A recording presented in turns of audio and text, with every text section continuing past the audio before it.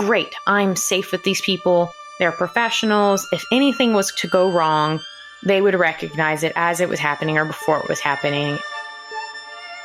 I believe my body will do what it's supposed to do.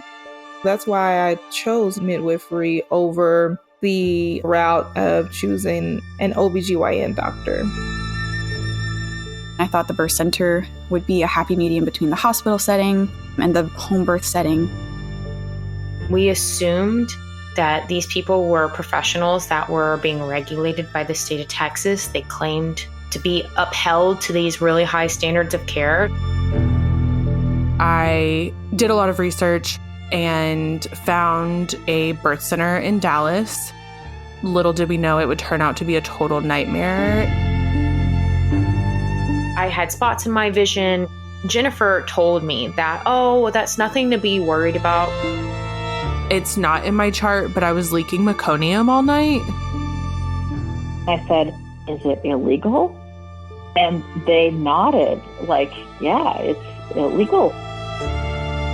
Then when I was taking the screenshots, that's when I realized, oh my gosh, they changed something. To have a student taking care of someone without their preceptor there, to me, is below the standard of care.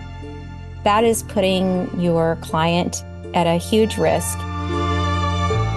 And this is when all hell breaks loose. This is a life-threatening emergency.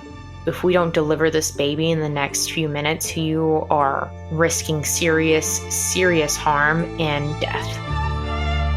They had to do CPR. He didn't have oxygen for so long that he didn't have any brain activity. So my healthy 7-pound baby that was healthy throughout my entire pregnancy is now born with no brain activity and is in the NICU. Too many American women die in pregnancy. There's no question that in the United States there's a maternal health crisis. How could you do that as another woman? Prey upon someone's desire to take their autonomy and their body back from this patriarchal system that we live in. There's a quote that says, at some point, we need to stop pulling people out of the river and travel upstream and discover why they're falling in the first place. They didn't have a certificate of occupancy for the clinic in Dallas. We knew that they were changing birth records. We started reporting those things.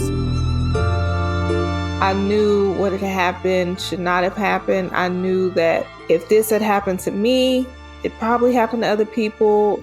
And I had already made up my mind that I was going to try to do whatever I can to help other people from this tragic and horrific event that has happened to me.